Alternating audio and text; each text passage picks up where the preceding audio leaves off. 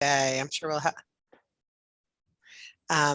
It's a pleasure to be with you all, and thanks to our host for inviting me to be here today for today's presentation. We're going to talk about fundraising compliance. So our title is Charitable Solicitation Compliance for Nonprofits, and that encompasses quite a few things. So we're going to move quickly through the presentation. I am sure you will have questions at the end, and I'm sure that you'll have questions in the days and even months that follow.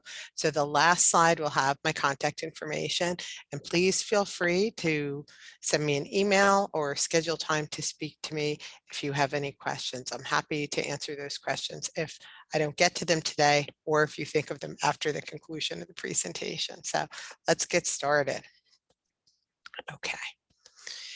So I am the nonprofit partnership manager at Harbor Compliance, and part of my role is to educate nonprofits about fundraising compliance and to connect them with practical resources to learn how to be compliant.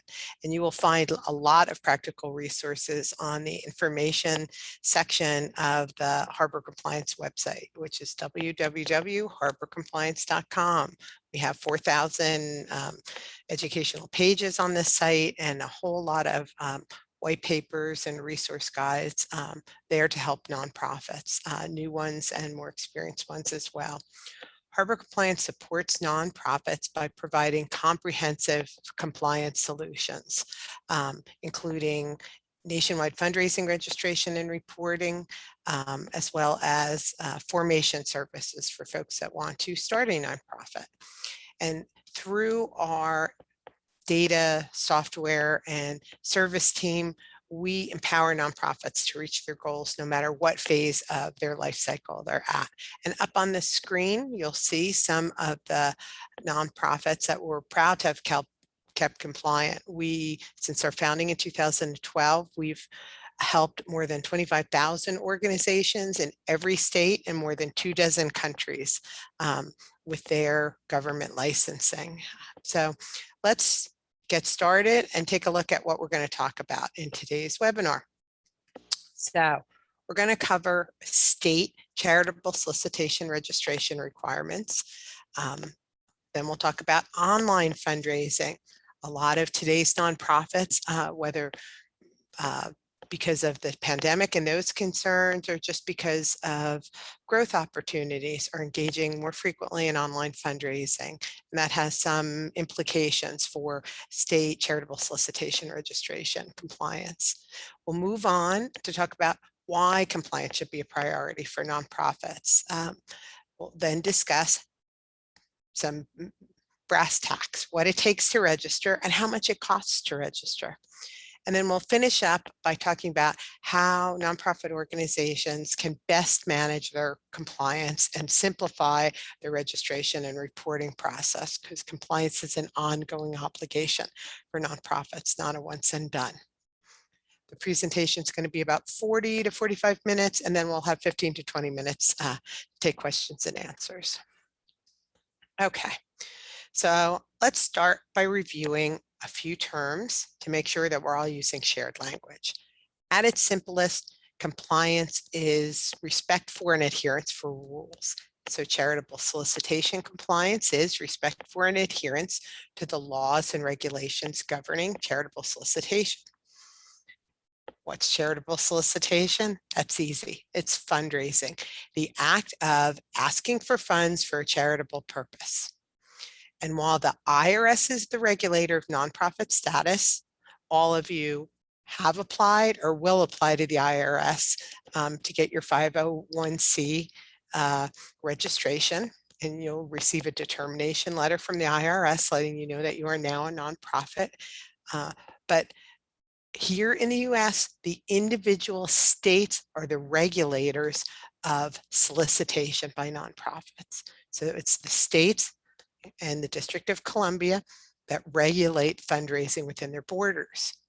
And 40 of the 50 states, actually 41 if you count the District of Columbia, have charitable solicitation registration requirements. Each state has its own unique requirements and regulations, forms, and fees, and regulatory body.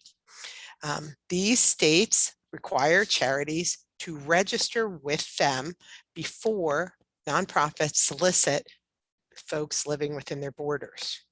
Why do they do that?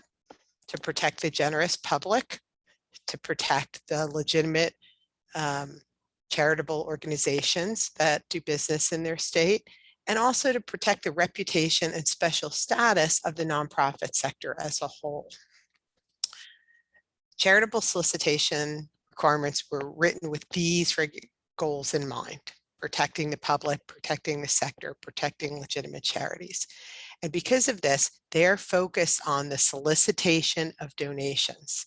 They regulate the solicitation of donations, not receipt of funds.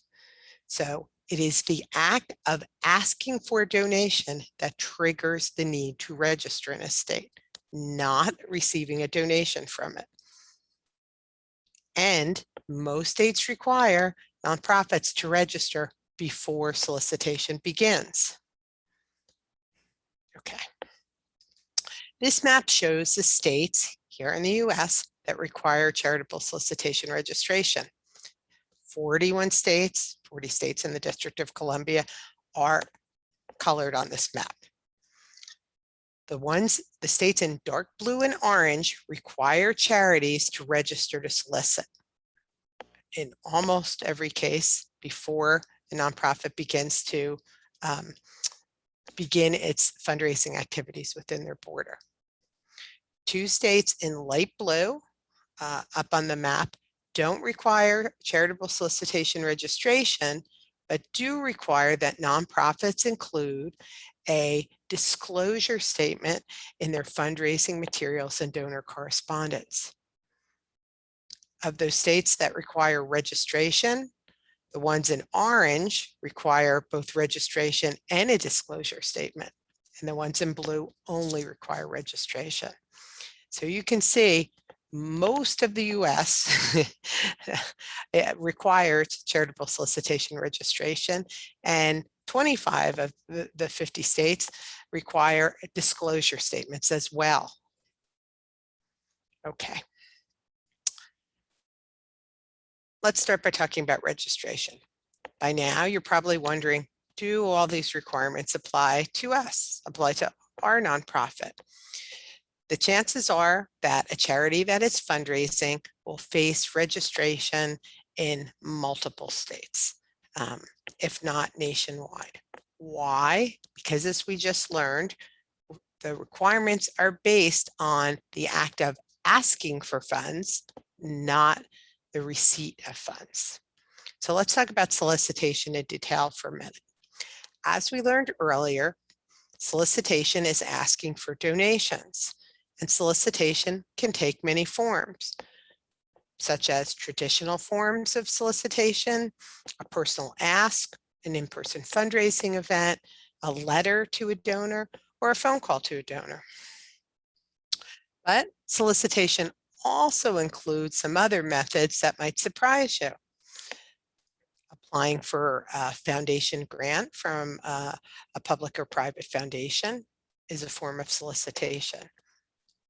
Government grants are different, but public and private foundation grants are solicitation in the eyes of most states. Collecting membership dues can be a form of solicitation, as can participation in giving days, peer-to-peer events. Today, most organizations have pivoted from an in-person event, an in-person solicitation, to online ones. It allows greater reach, lets you broaden your circle of supporters, but it can trigger additional fundraising requirements. Now, there are special fundraising regulations in addition to charitable solicitation registration rules. Some states have additional special requirements for professional fundraisers, fundraising counsel, professional solicitors, as well as for-profit corporations partnering with nonprofits with a cause marketing campaign, also known as a commercial co-venture or CCV. These special activities trigger fundraising registration reporting requirements in many states, where not only must the charity involved be registered in the state, but the fundraising professional or corporate partner must too register and or report the results of the campaign to the state. Nowadays, most nonprofits fundraising using any one and generally many of the activities we've just discussed. To know where your organization needs to register, you need to take a look at your fundraising activities, both your current ones, and since you have to be registered before you begin soliciting in most states, what your planned fundraising activities are for the coming year. If you are plan on soliciting people in a state, you need to check the registration requirements in that state to see if your organization must register there. Now let's talk for a minute about something I mentioned earlier, online fundraising. We at Harbor Compliance are frequently asked questions about online fundraising. Questions like, if we fundraise on our website, on a give page, or with a donate button, do we have to register in every state? What if we're sending email solicitations or email newsletters that have solicitations to donors? Or what if we are engaged in fundraising through a social media campaign? Do we have to register in multiple states or every state? I'm sure many of you have some uncertainty about how many states your nonprofit is obligated to register in. Nowadays, most charities fundraise online. Nearly all of them accept donations on their websites using a give page or donate now button. Nonprofits also commonly make solicitation in email newsletters. These solicitation methods allow charities to increase their donor base, which is a wonderful thing. And increasing your donor base at the click of a button comes with some obligations. The nationwide access to supporters that online fundraising permits does raise some questions about how you can comply with multiple state charitable registration requirements. Unfortunately, most fundraising laws were written long ago, before the advent of the internet. And as nonprofits began to fundraise online, the charity regulators in states decided they needed to clarify for nonprofits just what state they need to register in and when. So in 2001, in an effort to make things more straightforward, the National Association of State Charity Officials, or NASCO, got together and met in Charleston, South Carolina, to try to develop guidelines for the situations where a nonprofit organization fundraising online would need to register. These resulting guidelines are known as the Charleston Principles.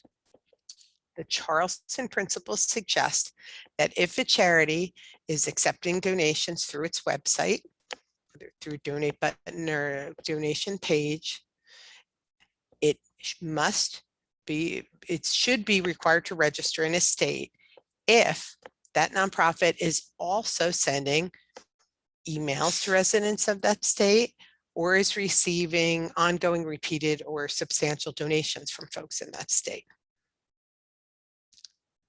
Now, unfortunately, the Charleston Principles do not define the term ongoing, repeated, and substantial donations, and they have not been enacted into law in every state or even most states. They're really an academic exercise. So while they do provide a framework to think about online fundraising, they are not determinative of where a nonprofit needs to register. Generally speaking, active nonprofits that are actively fundraising online are soliciting nationwide, because give pages and donate now buttons on their websites, solicitation emails to newsletter subscribers, social media campaigns are all types of solicitations that can potentially reach donors in every state. Donations occur where the donor receives them. So it is not where you are located that determines where the solicitation occurs. It's the location of your donor.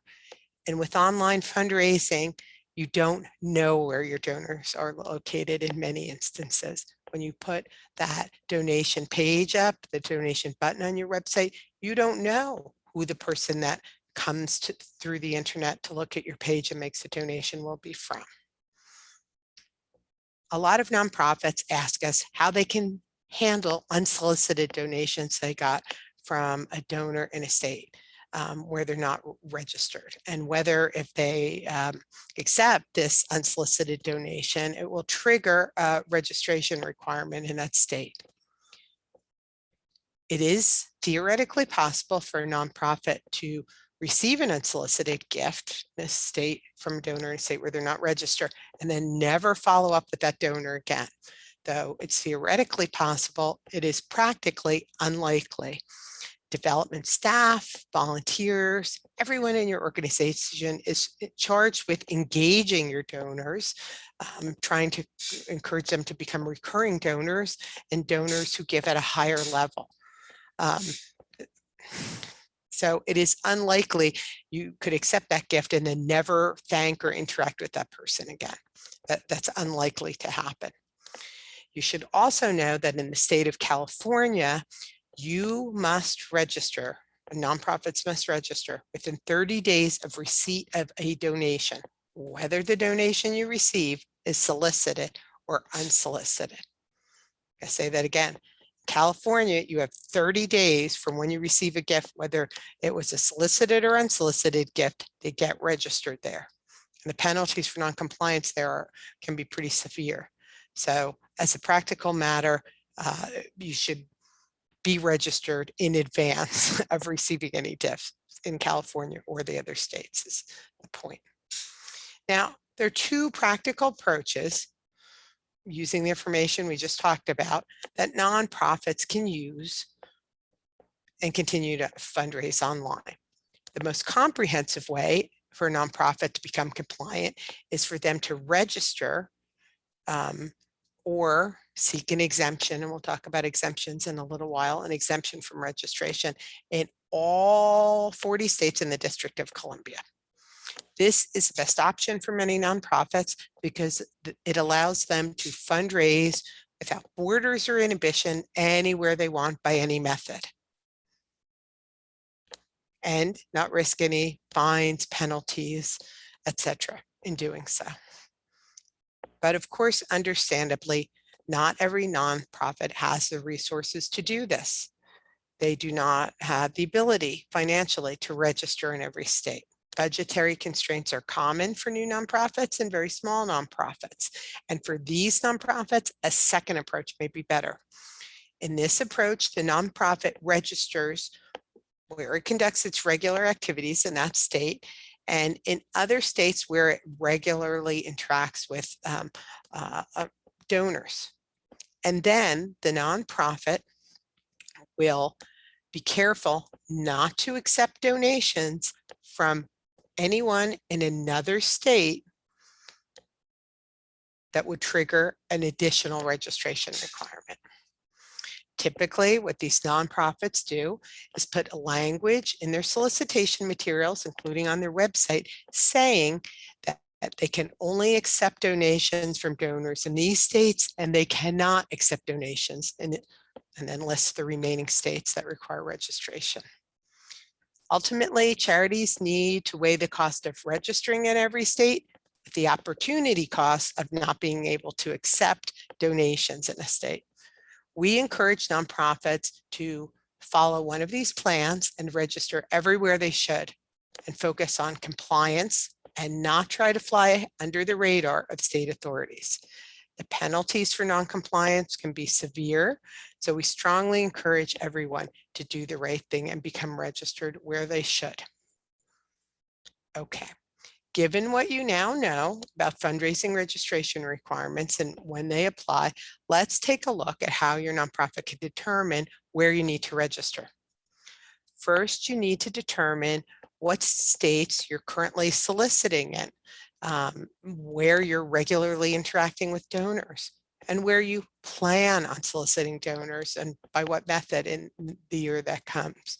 Has your regular event turned into an online event where you're going to have ticket sales to donors in multiple states?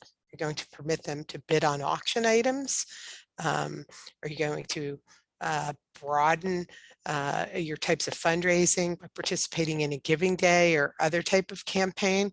You need to take a look at what you're doing now and what you plan on doing over this next year. Your nonprofit is generally then going to need to register or seek an exemption from registration in each one of those states on your list. Now, keep in mind this activity where you get your funds and your fundraising and your plan here needs to be repeated every year or maybe even every 6 months. You need to make sure to repeat this step so that, and certainly before you do something like begin a capital campaign or host a fundraising event or other large fundraising initiative, to make sure that before you begin fundraising actively in a state you're registered there. Okay. Now let's take a minute and talk about exemptions, something I mentioned before. In some states, there are exemptions from registration for certain categories of nonprofits. Typically, state registration exemptions are based on the type of nonprofit, how it solicits, and how much money it raises. The rules are different. Each state has its own set of rules. Not every state offers exemptions. And each state offers exemptions to different categories of nonprofits. But generally speaking, the most common category of exemption from registration is for very small nonprofits. And by small, I mean nonprofits who raise, who have total annual revenue of $10, $15, maybe $20,000 total in a whole year, no more than that. Depends on the state, which one of those numbers, okay? In other states, certain categories of schools, hospital and healthcare organizations, first responder organizations, and houses of worship may, but are not always, exempt also. Organizations need to carefully check the laws in every state where they're fundraising or where they plan on fundraising to see if they may be entitled to an exemption. And it's important to understand that exemptions are not always automatic. You must often apply for exemptions.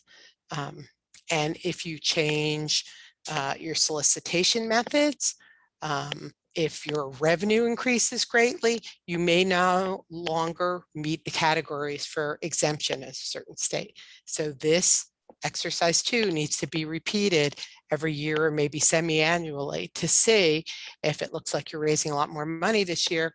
Guess what? Your exemption may go away in certain states and you may need to register.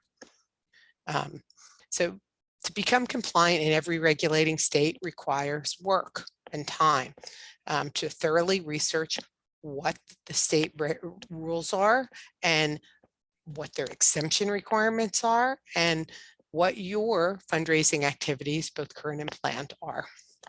A great first step for your organization to become compliant is for you to take all the information you learned today and bringing it back to your senior leadership, including your board leadership, and have a conversation about where you're registered now, where you should be registered, and what your plans are for fundraising for the next year. So you can make a plan to become compliant before you begin soliciting in states. Now, let's talk about why its compliance should be such a priority for your organization. My guess is after today, when you learn all this, your organization may need to register in at least a couple extra states. And some of you may need to register in all 41 jurisdictions that require fundraising registration. And this undertaking can seem pretty overwhelming for nonprofits, and it is significant. But presenting the details of what your organization needs to be compliant to the leadership, it should be a priority. While charitable solicitation registration requirements have existed for years, not everybody within your organization may have heard of it. And you should be aware that while charitable solicitation registration laws have existed for many years, states are becoming more strict, more stringent with the enforcement of the regulations, particularly since the pandemic. And the reason for that is that there are many unscrupulous nonprofits, not real nonprofits, but organizations that are trying to take advantage of generous donors during the current circumstances. And so regulators have stepped up enforcement. Okay. State agencies that once were simply a registration office, they now have CPAs on staff, investigators, auditors, prosecuting attorneys to make sure that there's no illegal activity within the charitable sector. States have done this to protect donors in their state and to protect the legitimate charities in their state. But because they are being stricter, you want to make sure that you are meeting all the rules and requirements. So when that net is cast to catch the bad guys, you don't get caught up in it as well. Okay. You can see up here on the screen, an Urban Institute survey of all regulating charity regulating offices here in the US showed that the fundraising abuses are the most current enforcement area by state charity regulators. So it's important that you take this seriously. And so some of you may be wondering, just what are the risks and consequences of not registering properly to fundraise? And they can be quite severe. Of course, there's fines and penalties, but there are sometimes some unexpected consequences of failing to properly register to fundraise too. For example, in the state of California, board members can be held personally liable for the penalties that state charity regulators levy against the nonprofit. The board members may not pay these penalties out of the nonprofit's general fund. The board members must pay these fines and penalties out of their own personal bank accounts. And I'm sure this will give some of you pause thinking about how unhappy your board members who are volunteering their time would be if they had to open their checkbooks and write a check for fines and penalties incurred because your employees did not register your nonprofit everywhere where they should be. Other common consequences and repercussions from regulators include fines, a forced financial audit, loss of your state tax exemption, and in extreme cases, revocation of the right to solicit within a state. On rare instances, nonprofits have lost even their federal nonprofit status from the IRS. But I think one of the overlooked and most important risks of not being compliant with state charitable solicitation registration laws is the loss of your reputation in the community and the loss of your standing with your community partners, your corporate sponsors, and of course, your donors and supporters that a violation could produce. Okay. All right. So let's talk about being proactive. Your organization can avoid all these negative consequences by taking steps now to become appropriately registered in every state. Even if your nonprofit maybe should have done so and been registered a year or 2 or 3 or 4 or 5 ago. This proactive approach, in our experience, will generally avoid penalties from the state and avoid their investigation or further scrutiny of your organization. The former Pennsylvania director of Bureau of Charitable Organizations, when he was still the director, gave a speech to a group of nonprofits, and what he said was this: if you were coming in voluntarily, even if you had been violating the law for 10 or 15 years, you always got a pass. The bottom line is you want to try to register voluntarily. That's the end of the quote. States want to encourage legitimate charities. They want legitimate charities operating within their border, but they also want them to register to fundraise as required and to maintain their fundraising compliance. States aren't interested in chastising nonprofits who are trying to do the right thing, even if maybe they're a little late in realizing what the right thing is. So at least that's been our experience at Harbor Compliance. So if you go to a state and say, look, I realize we should have been registered here 2, 3, 4, 5 years ago. In our experience, the states will resolve these missed registrations through informally and just settle the matter and let you catch up with back reports or what have you, and will not penalize you or litigate it or fine you if you come forward first and are proactive in doing that. Okay. And it's not only the regulators that you want to become registered for, it's the prospective donors. I mean, this is why you're actively fundraising online. This is why you're sending out newsletters, because you're trying to get more people interested in your cause and your mission-driven work. Charities, of course, have to be compliant in every state where they're fundraising, and organizations that raise funds in every state must generally register in all 41 jurisdictions that have regulating requirements. Though this represents a substantial investment of time and effort, the upside can be tremendous. It is a license to fundraise anywhere, anytime, without inhibition. And it can also result in revenue increases.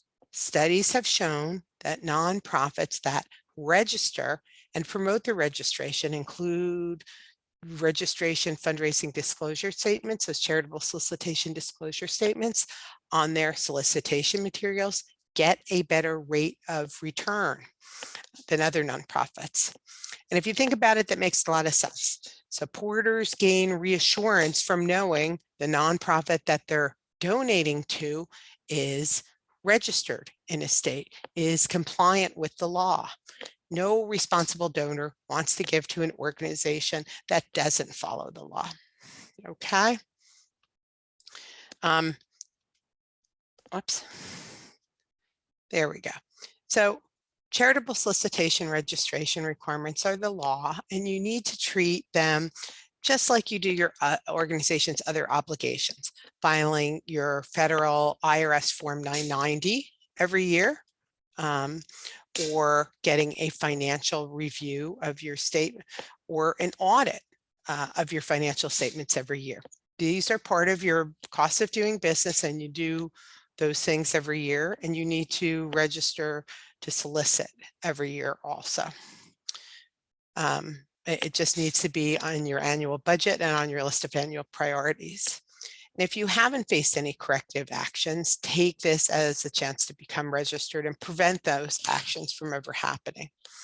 It's important that you understand that each state keeps an online database of nonprofits who are appropriately registered in that state, and ones that maybe once were registered and didn't renew their registration and have now fallen into bad standing. And these databases are online for everyone to see. Donors, grant makers, corporate sponsors, the community at large. Okay. And folks are researching. 1 in 3 donors does online research before making a gift. And they're not the only ones. 92% of state charity regulators also research online. They look at nonprofits' websites and their registration materials to make sure that you're accurately representing your organization and what its mission-driven work is, where you're located, who is leading the organization. So for all these reasons, you want to make sure you're registered to fundraise, and your information and materials on your website and in your submitted regulatory applications and renewals are up to date and accurate. Okay. Maintaining legal compliance is not just a law, it's also a best practice for nonprofit. It is one of the areas in the nonprofit standard for excellence, code of ethics and accountability that the state nonprofit associations promote. Fundraising and licensing are essential aspects of running your organization and to protecting the nonprofit sector's reputation and special status. Okay. Please make sure when you share the information with your leadership, share it with your volunteer leadership, with your board leadership too. We often find that board members are not aware of these requirements and require some education about the risks and then the benefits of investing in compliance. Now that you've learned this information and you understand it, you can take the initiative to start this conversation within your organization and educate everybody on the topic. Okay. All right. Now we've learned how to determine where you should register. We've talked about where registration occurs, what fundraising methods trigger registration. Let's talk about the actual practical steps to register your nonprofit, okay? The specifics in every state are very different, of course, but on the whole, you can think of the steps in 4 phases: research, apply, monitor, renew. So the first thing you need to do is research your nonprofit's current status in every state to make sure that you were not once registered there and failed to renew that registration and file reports and have now fallen into bad standing. You also need to research whether the state has some prerequisites that need to be taken care of before you actually submit your application. In as many as 4 states, nonprofits may have to foreign qualify, meaning they may have to apply as an out-of-state or foreign corporation doing business in a state before they submit their fundraising application. In up to 14 states, nonprofits may have to appoint a registered agent for service of process within this other state's borders to accept any government mailings, any lawsuits, any other notices. The state doesn't want to have to go to another state looking for you in the event it needs to contact you. So you must appoint a physical address within the state outside your home state to accept all those papers. That's called a registered agent for service of process. These matters need to be taken care of first as a prerequisite before you submit your fundraising application. Okay. All right. Once you've researched all your state's requirements and you see what they are, you have your list, you know where you want to apply, you've obtained all the information, you have those applications and all, it's time to submit the applications. And it's important that you do so with an eye to detail because state regulators are kind of fussy and they're very particular about the applications, okay? Some of you may have heard of the Unified Registration Statement, or URS. It is a document that was created in an attempt to streamline the fundraising registration application process in all states, which sounds like a wonderful idea. But unfortunately, not every state accepts the Unified Registration Statement. Some states require supplements, and the supplements are longer than the state's own registration forms. The Unified Registration Statement itself is longer, more complicated than most state forms. And in our experience, the state examiners prefer their state forms and will take longer to approve the URS. So we generally do not use it, but I did want to mention it. Nowadays, most fundraising registration forms are either emailed or completed online through a portal. Okay. All right. Now, let's take a pause and talk about what this will cost. What fees are you going to submit with your application once it's prepared? How much does state fundraising registration cost? The answer, of course, like everything else, is it depends. But I'm going to give you a general range so you understand about how much it is for organizations. If your nonprofit were to register in all 41 jurisdictions in the 40 states and the District of Columbia that require nonprofit registration, if you were to register in every one of those 41 jurisdictions, the total annual cost, the total for all 41 state fees added together, would be somewhere between $1,500 and $5,500 for most organizations. That's the general estimate. I can't tell you exactly what your nonprofit will be, but that gives you a range anyway. Generally speaking, the total registration fees for national registration in all 41 jurisdictions, if you have less than $100,000 in gross annual revenue, are going to be closer to $1,500.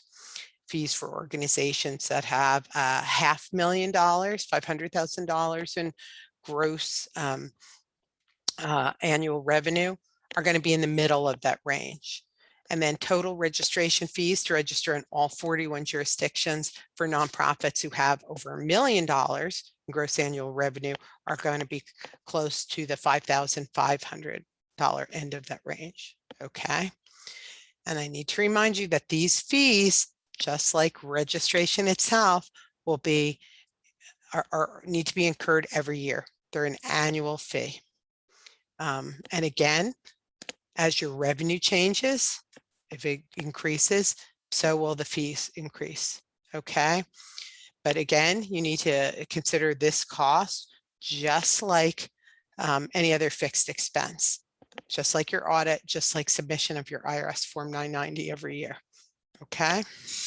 And any cost of producing it, you need to think of just like your service providers, tax preparers, and auditors in general. It's the same thing. Okay. So once you've researched, written your application, cut the check for the fees, the next thing is monitoring that application to approval. Some states, it just takes a few weeks, other states, a couple of months. During that time, it's important that you make sure that the state received, accepted, and approved your application in each and every state. There may be one or two states where your application's rejected. You have to make correct an error or clear up something for the state and resubmit an application, and you need to carefully monitor those resubmitted applications to make sure that they are approved and that those approved applications result in you getting your license and the state sending you that information. Okay. Most nonprofits find this process to be complex and time consuming. It does take many hours over the course of the year.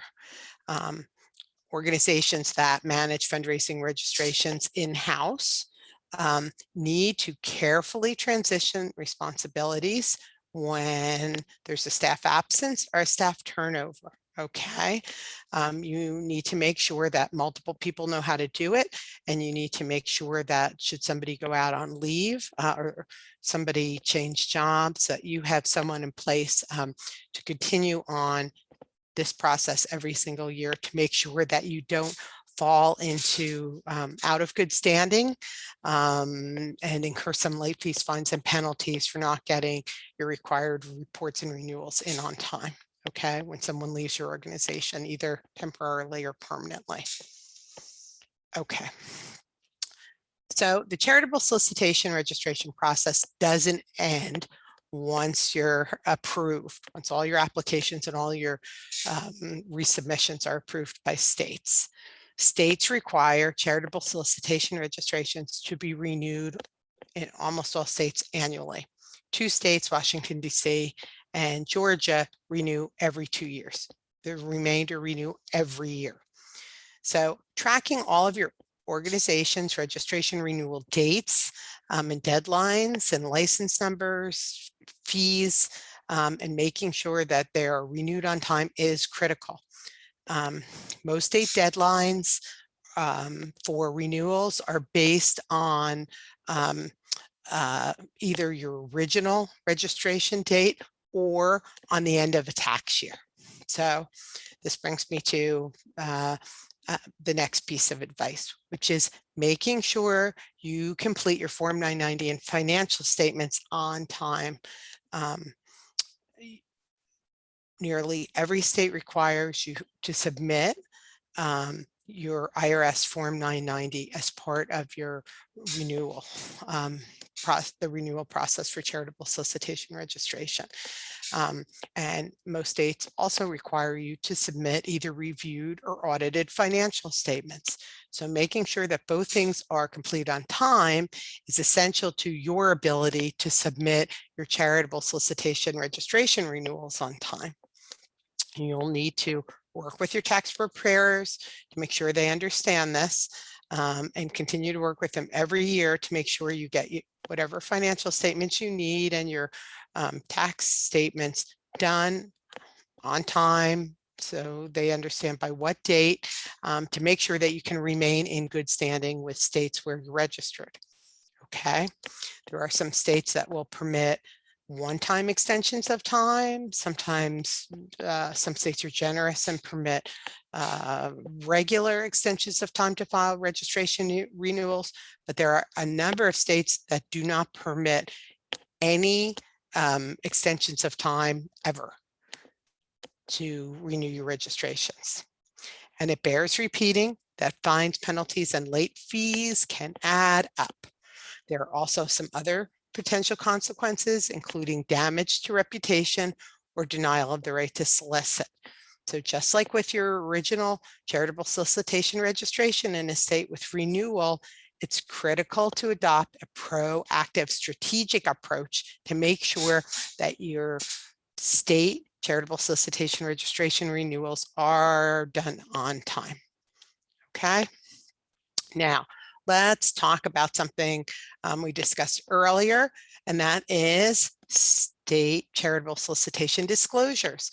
25 states require nonprofits to include specific language on their solicitation materials and in donor correspondence, like pledge reminders and donation receipts. These disclosures are different from that IRS disclosure that's required, where you have to say that you're a nonprofit and what your tax ID number is. This is something a little bit longer. You can see here up on the screen an example of Pennsylvania's rules and disclosure statements that they want nonprofits to include. Okay. State disclosure requirements are different in each one of the 25 states, and they change frequently. Your organization needs, just like it needs to check and see what the laws are in the states where you're registering to solicit, what the fees are as your organization revenue changes, if you're entitled to exemption or not. Every year you need to monitor all the states where you're registered charitable solicitation disclosure laws to see if the language has changed. Okay, get that correct language for every single one of those 25 states if you're fundraising there, up on your website and in your solicitation materials. Okay, and remember, even though this may seem a little burdensome, state regulators are going to review to see if their disclosure language is up on your website, if that is required by them. Okay, and also remember, studies have shown that donors respond more favorably and are more likely to donate when you include your nonprofit charitable solicitation disclosure statements on your solicitations. Okay, and if you think about it, of course that makes sense. You're demonstrating your legitimacy, your transparency, your adherence to good governance practices, and reinforcing the trust that these potential donors have in you. So make sure to include the disclosure statements. They're required by law, but they also boost trust in giving, which is a great thing for your nonprofit. Okay, now we've come to our final topic, how to manage and simplify the process. Renewals are much like initial registrations. The deadlines are different in each state. The forms are different in each state. The fees are different in each state. And each state requires maybe a little different group of documents in order to renew. The most significant difference really though between initial and renewal registration filings is that unlike the first time when you're trying to decide when to gather all the documents and submit, the renewals have a set, hard, fast deadline. You have to meet it or you're going to incur late fees. Okay, so it's important you track your deadline in every state to avoid those late fees and penalties. And it's important you have an accurate record keeping system and a calendar reminder system to make sure that everything gets submitted on time in all these different states. In our experience, clients come to us and they have an Excel spreadsheet and a calendar system set up, and sometimes they're smart and have multiple employees have access to the system and it's tracked on multiple employees' calendars. But usually human error leads to any failures that we see, unintentional omissions, and accidents due to folks not remembering to research changes in the law each year in each one of the states. Okay, that's very important that you monitor the state laws and administrative procedures for changes and changes in the charitable solicitation disclosure language. They can change at any time, just like your fees or the address, even where you mail the form can change. So with changes in leadership at state registration offices, the forms, the portals, even acceptable versions of what signatures that a state may take are prone to change. Okay, whoops. Okay, so we've talked through all these various complexities involved in managing charitable solicitation, registration, and renewals. And we've talked about the importance of doing this and why you should be prioritizing compliance at your organization. Some of you may have realized that your organization isn't registered as it should be in all the states where it's required to be. And if you're not under government inquiry or audit, that's great. It's an opportunity for you to be proactive and avoid any bad potential consequences. Approach the state, tell them you want to be registered and make up for past registrations you missed.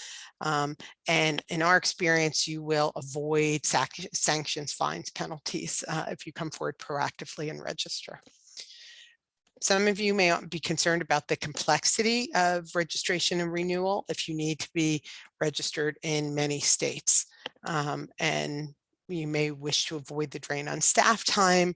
And for those of you who are in that position, we offer a solution. I'm going to take just a minute to talk about our managed compliance service. Our managed compliance service, we take care of every state requisite, whether that be foreign qualification or a registered agent service. We fully manage each step of the charitable registration and renewal process, from research to application preparation to compilation of documents. We cut all the checks for state fees. We perform the necessary follow-up with states and monitor the approval of each and every application in every state for each one of our clients. We take care of any extensions, any renewals.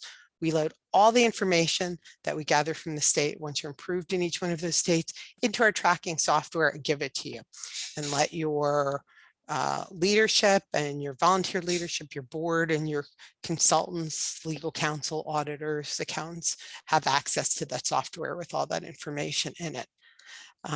We do everything we can to eliminate any time you have to spend it to make this process easy so you can do what you want to do with your time, with your staff time. Our software features some great reporting ability. It's there to track the compliance details for you. It's for reporting purposes only. It doesn't automate preparation of the applications. We have compliance specialists who do this themselves in hand by house. Software is really there to just give you those insights. The current status in the state, your registration number, your fees, your renewal dates, help you plan and budget and keep everybody within your organization up to date. It's secure, efficient, effective for you to maintain and access your compliance information. You can store the documents, some of which you'll need every single year to renew within the software. You can put copies of those documents right in there in the software to make it easy for you and for your compliance specialist working on your registrations. The client portal allows you to add as many users as you want at no additional fee, so that everyone can access the software.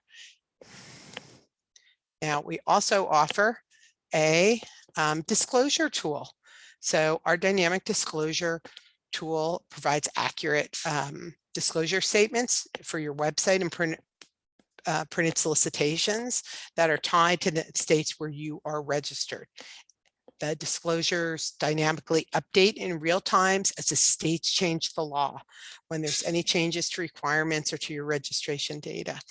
The disclosure tool creates alerts for any issues with registrations that might impact disclosures.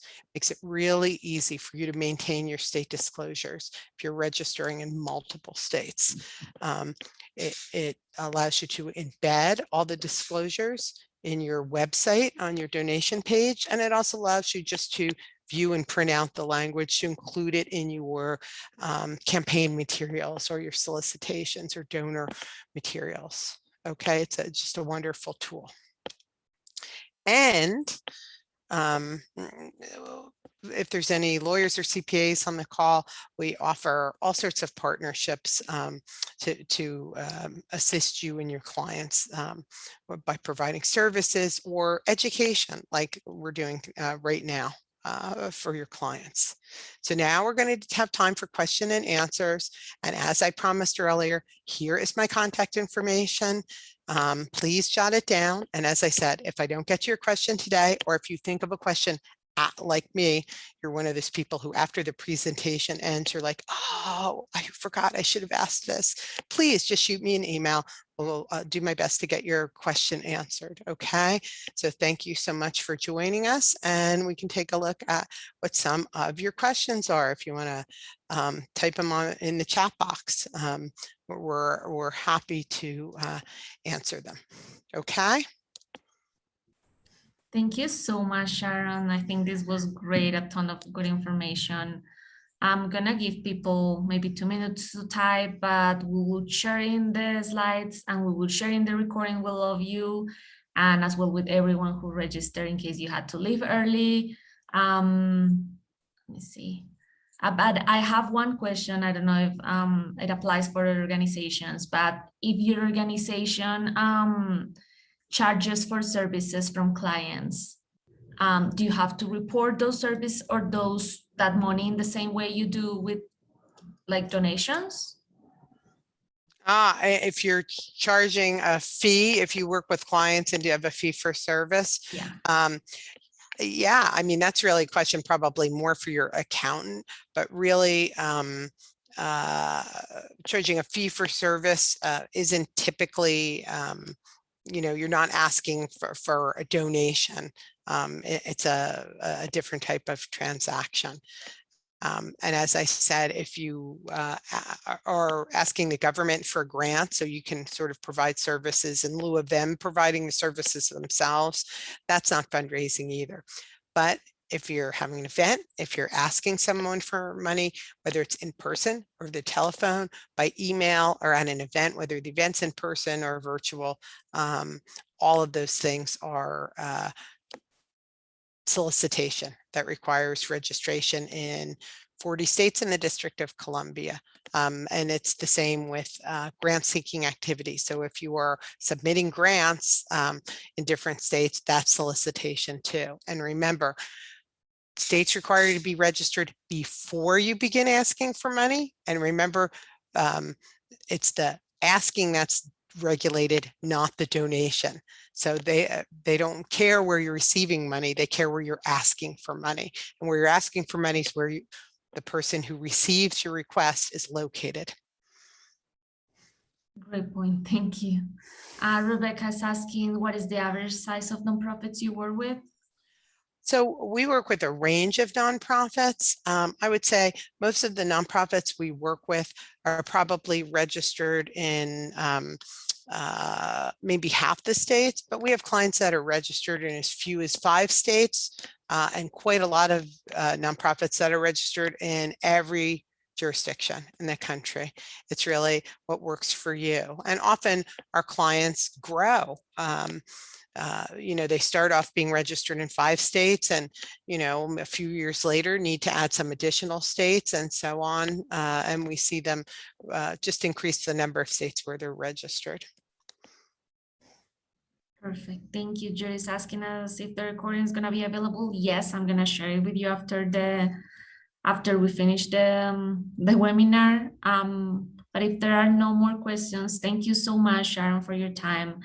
And if you have anything else, please contact her or please send us an email and we'll share it with Sharon. And yeah, I think that's it. Thank you so much, everyone, for your time. And it was great to have you here. Thank you. It was a pleasure to be with you all. Thank you.